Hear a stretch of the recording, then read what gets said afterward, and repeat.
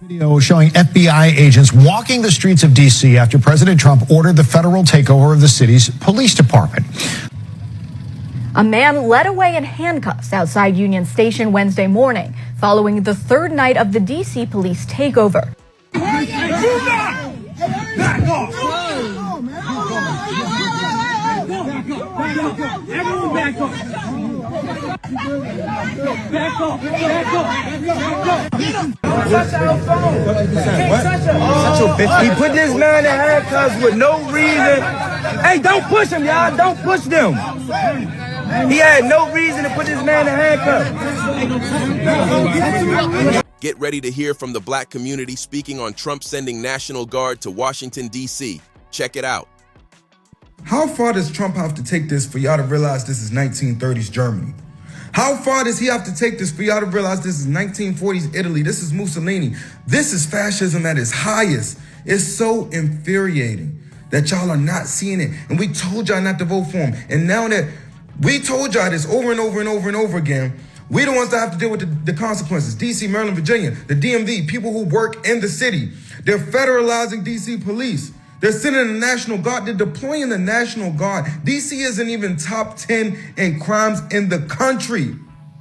The 10th most dangerous city in America is in Colorado. There's no National Guard going to Colorado. I mean, how far does he have to take this? There's no freedom of press. He's deploying the National Guard. He's attacking the homeless and the children in DC. He's comparing DC to Bogota, Colombia. Does he just wake up and just spew out nonsense and then just deploy things? And who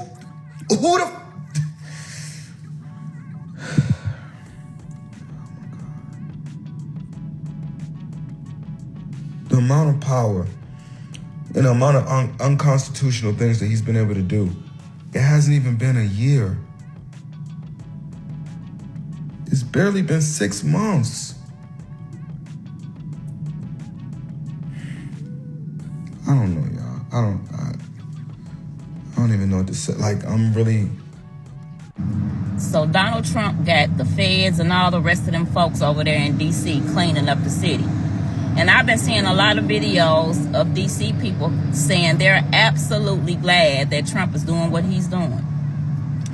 And I heard some of the new rules over there that the feds are looking for, like you can't be outside smoking and drinking. It's a lot of stuff that you can't do that, you know, people have just been allowed to do for so long. So you got a couple people that's disgruntled or whatever. But for the most part, everybody I see that lives in D.C. is so happy. They said the city has really, really, in the past week, gotten a whole lot better. Well, I sure hope he sent them this way immediately, because we need it down here in Tennessee. And for all the other cities that are struggling with so much crime. Yeah, hurry up, Trump. When you get finished with D.C., start making your rounds. I'm not going to stop talking about what's going on in D.C. One, please, celebrities, please, can some celebrity please say something? I know you don't have any backbone or spine, but please, can one of y'all say something? Two, you have white people who have never left their suburb, never left their country, hick town, talking about, oh, D.C. is so dangerous, the city is so dangerous. First of all, you know what you are. You've never been to the inner city. Then y'all claim to not fall for propaganda, but whatever that president says, y'all believe. Without no backing, no proof, no numbers, no anything, y'all believe everything that the slowest president, the most mentally challenged president we've ever had said. And he's so desperate to not get caught on that Epstein list. He's so greedy and just knows he can get away with anything because there's no spine in this world, and his supporters are so delusional that he just does what he wants. Please stay safe in D.C. This is really, like, if you're not out here, you're not seeing it, so you don't know. But it's worse than you can imagine, the stuff they're doing to black people. I'm not laughing because it's funny. I'm laughing because it's more of a I told you so. The YNs in D.C. are already talking about kidnapping ICE and FBI agents. And all you dumb motherfuckers walking around at night wearing all this military gear and stuff. Okay, you've been waiting for this moment for all of your life. they have been too. So I'm just telling you, word on the street. Some of y'all gonna come up missing. So listen, just write letters, I guess, to your loved ones.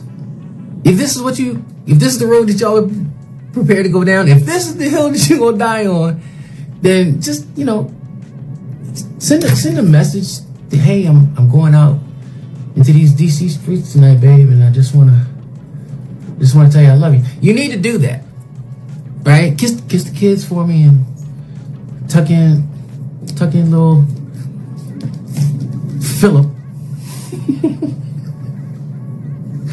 I'm not laughing at your ultimate demise. I'm laughing because I told you so.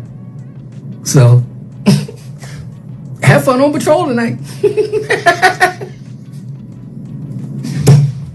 People that's not from the city saying DC's not that bad. Why? Another dusty one for you dusties. Young boy, right, man. Listen, something got to be done. Ain't no way. He just said 4 babies been killed in DC in the last month, and y'all talking about it's Trump conspiracy or power takeover. Nobody gives a fuck about all that.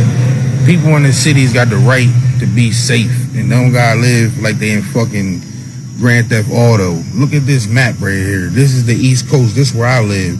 You see DC, Baltimore, Wilmington, Philadelphia, the other cities all in between that, like Trenton, Newark, New York. All this shit is fucked up. You see where I'm at, right? Philly, right? Between Wilmington and Philly. I'm right here. We 45 minutes from Baltimore, 90 minutes from DC, 10 minutes from Philly, 90 minutes from New York. Every city you go to is some bullshit.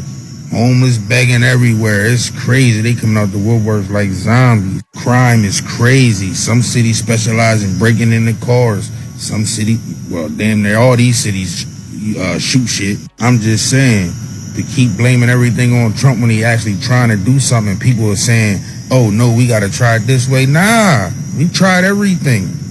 The shit ain't working. They minimum mandatory sentences and all that shit ain't working.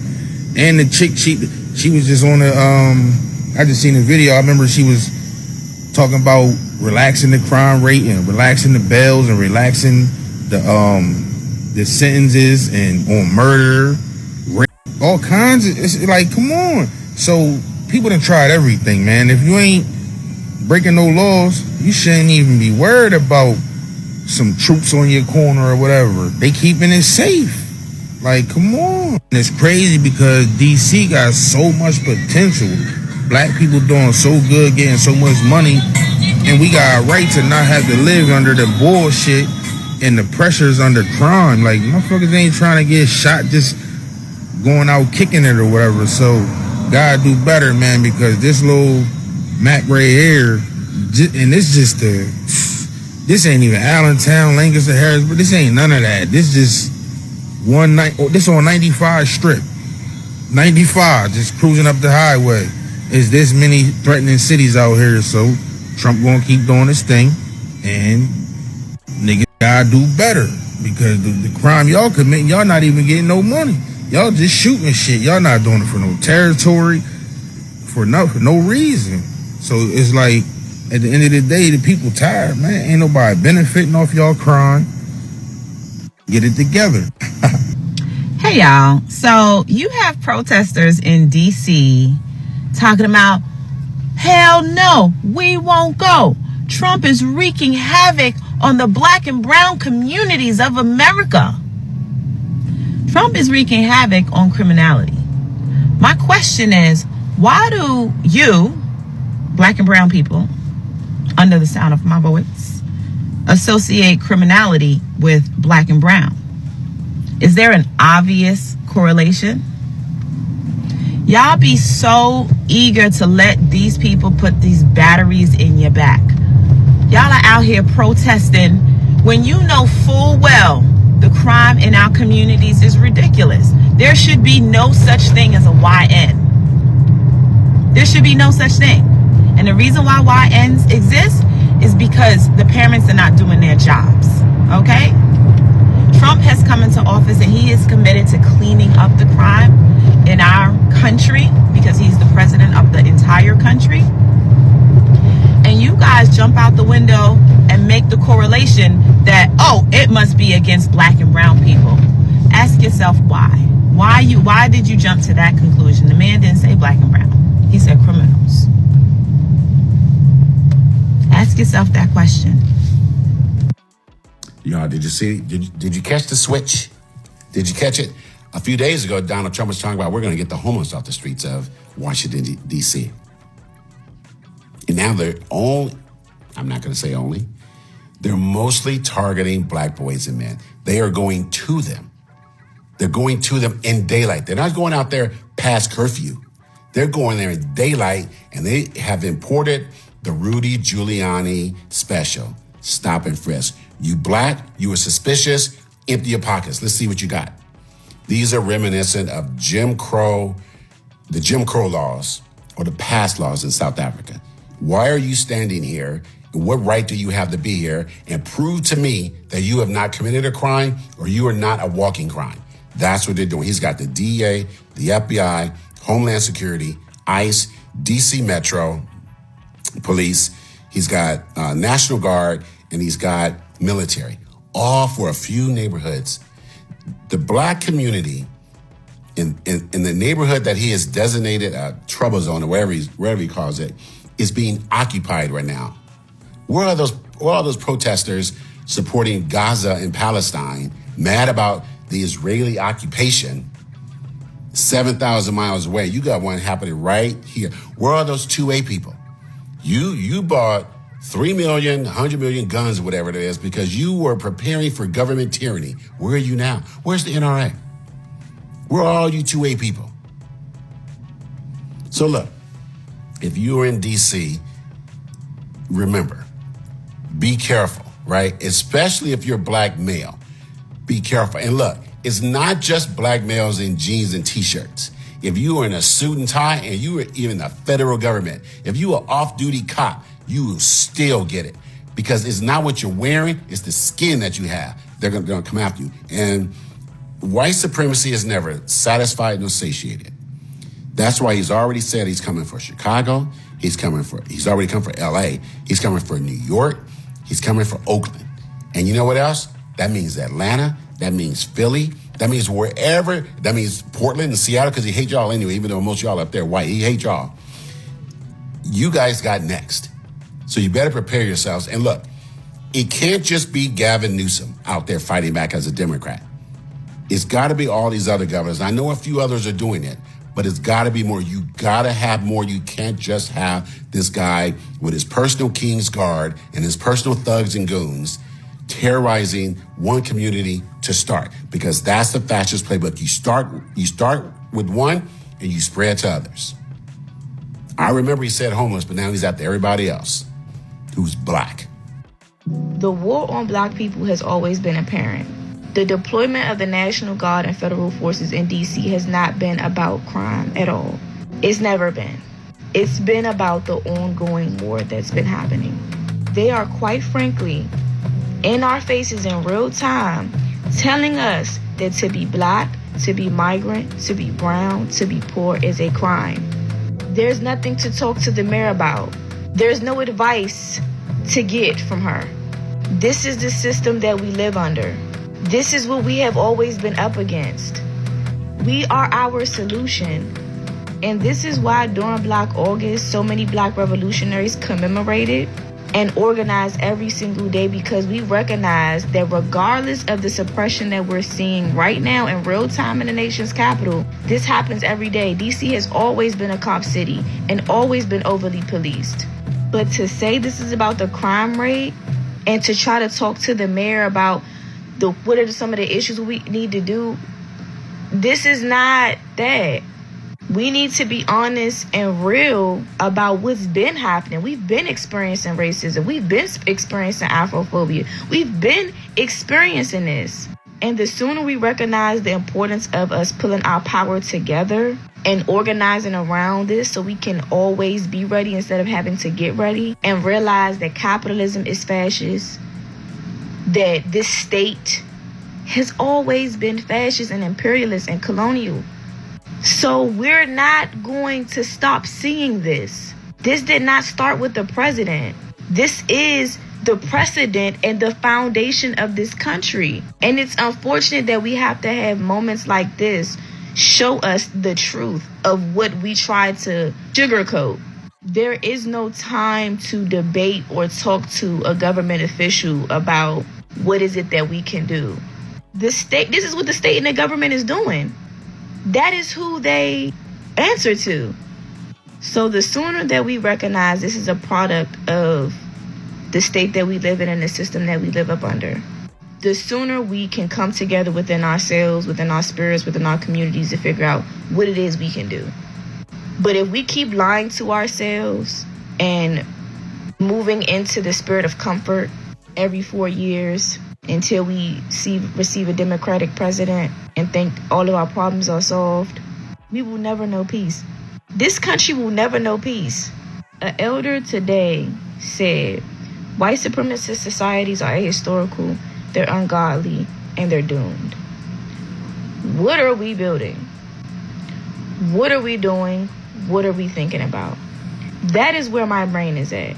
I don't give a fuck what the mayor has to say.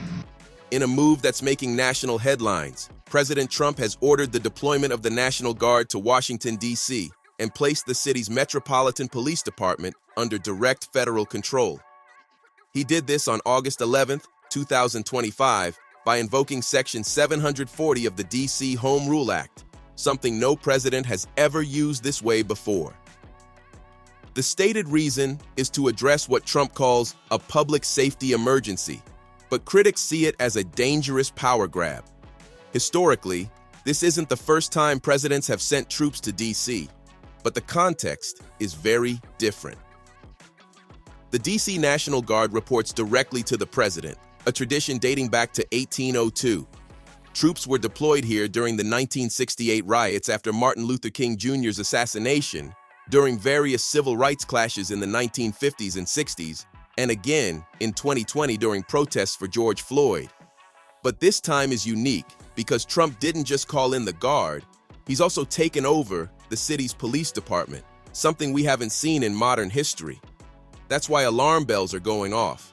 Some observers warn this could be a trial run for wider crackdowns, maybe even laying the groundwork for martial law. While no martial law has been declared, the move concentrates significant police and military power in the hands of the president. Under current law, this emergency control is supposed to expire in 30 days, unless Congress approves an extension. But Trump has already said he's seeking long-term authority over the D.C. police. Supporters of the move say it's necessary to restore order, but opponents see echoes of authoritarian regimes, where controlling security forces is the first step in shutting down dissent. In a politically charged atmosphere, many are asking, is this just about public safety, or is it part of a bigger plan to reshape American governance? For now, the troops remain in the Capitol, protests are growing, and the courts will have to decide whether Trump's unprecedented action stands or becomes a defining moment in America's slide toward or away from democracy. This is divine judgment. America is under judgment, not by man, but by God himself. The same God who judged Egypt, who judged Babylon, who judged Rome, is now weighing America in the balance and finding her wanting. America has sown destruction, and now it reaps decline. It has sown arrogance, and now it reaps humiliation. It has sown lies, and now it reaps truth, truth that cannot be hidden anymore. America is a land built on blood, on the sweat and suffering of the people it has enslaved, displaced, and silenced. But tell that truth today, and they call it divisive. They call it unpatriotic. They want you to believe that history is just a collection of dates and figures, stripped of the brutality, the deception, the theft. They tell you the Trail of Tears was just relocation, that the Colfax Massacre, Wilmington Coup and Massacre, Rosewood Massacre, Atlanta Race Massacre, Ocoee Massacre, Tulsa Massacre, Harlem Race Massacres of 1943 and 1964 was just riots, and that Jim Crow was merely a setback. What they refuse to admit is that America was never a nation of freedom. It was a nation of conquest, built on white supremacy, and it has never stopped being one. And that is why they are so desperate to erase the past.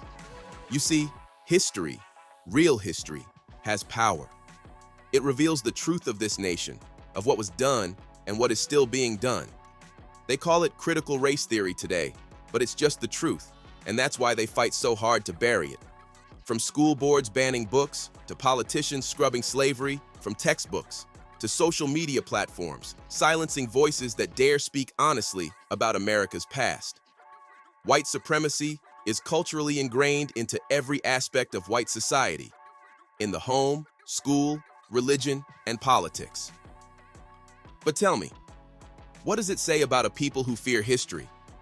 It says they know their hands are bloody, and they are terrified that their children will ask them why. Because the truth would destroy their illusion of innocence. The same way it did when the world saw Black Wall Street burn. The same way it did when Jim Crow's chains were exposed for what they were. The same way it did when the Southern strategy was revealed as a blueprint for racial control, not democracy. But America has always had a strategy. Slave patrols became the police. Redlining became modern real estate steering. The plantation became the prison. And now, they want to act like none of it happened. They want to rewrite history to keep future generations obedient, ignorant, docile. And yet, what they don't understand is that you cannot erase pain. You cannot erase memory. You cannot erase the reality of people who have suffered and endured. This nation made laws to steal land from Native people. The Homestead Act gave free land to whites while barring Black freedmen Americans from ownership. The Immigration Act of 1924 made sure America remained a white country, closing its doors to those it deemed unfit. And when we, Black freedmen Americans, dared to build wealth, dared to thrive, they sent mobs, they sent bombs, they sent laws disguised as justice to tear down Black freedmen Americans' communities. And it wasn't enough for them to unalive us. They had to erase us. They built highways through our neighborhoods, turning communities into ghettos. They passed California Proposition 14 to uphold segregation. They used COINTELPRO to assassinate Black leaders. They used the daughters of Confederates to put Confederate statues in our faces, not in 1865, but during the Civil Rights Movement, as a warning, as a message. And still, they want us to believe in their version of America, an America where slavery was a misunderstanding, where the Tuskegee experiment was a footnote, where mass incarceration is just an accident. No, sir. No, ma'am. White supremacy is in the bones of this country, in the schools, the churches, the homes, the politics. It is a disease, and they refuse to cure it. But there is something they should fear more than the truth being known. They should fear what happens when the next generation realizes they have been lied to. What happens when young people of all colors understand that history was stolen from them, that their textbooks were propaganda, that their teachers were ordered to deceive. A people who know they have been deceived do not trust, and a people who do not trust begin to question everything. That is what America fears most, not the past, but the reckoning it demands. And that reckoning is coming. No matter how many books they ban, no matter how many voices they silence, no matter how many lies they tell, truth is like a flame. It spreads. And once it touches the people, it cannot be extinguished. The question is not whether America will reckon with its past. The question is whether America will survive what it has done. Tell me what you think about this topic. Hope you find the information in this video informative. Feel free to like, subscribe, share, comment. Thanks for watching.